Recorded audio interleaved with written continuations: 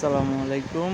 এটা একটা ডিজিটাল পাল্লা অথবা ডিজিটাল স্কেল যেটাই বলি।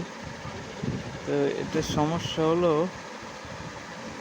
আমরা যখন একটা পাল্লার সার্কিটটা নষ্ট হয়ে যায় তখন আমরা নতুন সার্কিট লাগানোর পরে কি হয়, যারা বুঝি তারা তো জানি, যারা বুঝে না, যেমন আমি নিজেও অনেকবার সার্কিট লাগাইছি, পরে দেখি যে লাইন আসে কিন্তু কাজ করে না।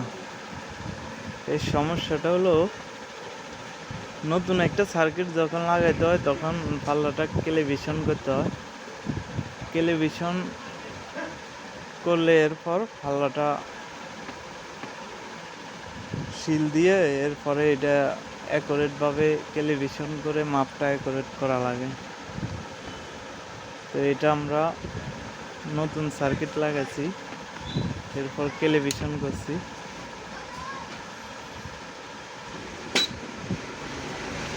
এখন মোটামুটি ঠিক আছে।